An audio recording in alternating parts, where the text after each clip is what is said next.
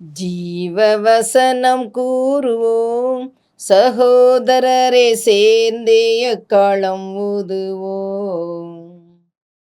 கர்த்தருடைய நாமம் உயர்த்தப்படுவதாக. கிறிஸ்துவுக்குள் அன்பானவர்களே, இந்த நாளிலும் ஜீவ வார்த்தை ஒன்றை நாம் கேட்போம். நாகூம் தீர்க்க தரிசன புஸ்தகம் 1வது அதிகாரம் 15ஆம் வசனத்தினுடைய பின்பகுதி சொல்லுகிறது, துஷ்டன் இனி உன் வழியாய் கடந்து வருவதில்லை, அவன் முழுவதும் சங்கரிக்கப்பட்டான். ஆண்டவர் சொல்லுகிற வார்த்தை, துஷ்டன் இனி உன் வழியாய் கடந்து வருவதில்லை. இந்த வார்த்தைகளை கேட்கும் பொழுதெல்லாம் நமக்கு ஒரு உற்சாகம். இனிமே என் வாழ்க்கையில் எந்த குறுக்கீடும் இருக்காது, யாரும் எனக்கு எதிர்த்து வர மாட்டார்கள். ஆண்டவருடைய வார்த்தை சொல்லிட்டுச்சுது, துஷ்டன் இனி என் வழியா வரமாட்டான் அப்படின்னு சொல்லி நம்ம பெருமிதமும் கொள்ளலாம். இது ஆண்டவர் நமக்கு கொடுக்கிற ஒரு பெரிய வார்த்தையாக இருக்கிறது. இறைபணியாளர்கள் ஆண்டவருடைய பணிக்காக ஓடும் பொழுதெல்லாம் நிறைய இடர்பாடுகள் வரக்கூடிய வாய்ப்புகள். ஏனென்றால் ஆண்டவர் சொல்லுகிறார், ஓநாய்களுக்குள்ளே ஆடுகளை அனுப்புகிறதை போல நான் உங்களை அனுப்புகிறேன். இந்த ஓநாய்கள் எப்போ பீரும் நமக்கு தெரியாது, எப்போ நம்ம கொத்தும் நமக்கு தெரியாது, எப்போ பறண்டும்னு நமக்கு தெரியாது.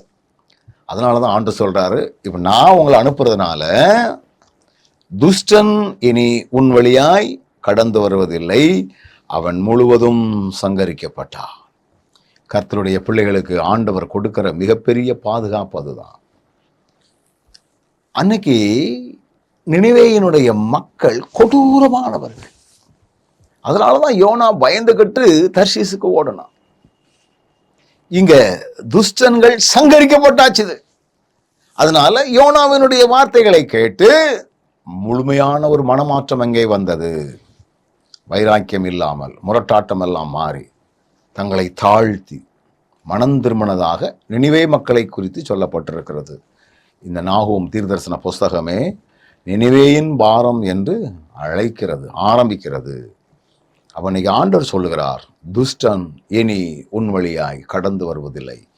ஆண்டவருடைய பலத்தோடு செல்வோம். எத்தனை எதிரான காரியங்கள் நமக்கு நடந்து கொண்டிருந்தாலும் துஷ்டர்களை நாம் பார்க்காதபடி, துஷ்டர்களால் நமக்கு சேதங்கள் வராதபடி நம்மை நடத்துகிற கர்த்தர் நம்மோடு கூட இருக்கிறார். கண்களை மூடுவோம். நல்ல ஆண்டவரே, ஆறுதலான வார்த்தைகளினால் எங்களை வழிநடத்தினவரை ஸ்தோத்தரிக்கிறோம்.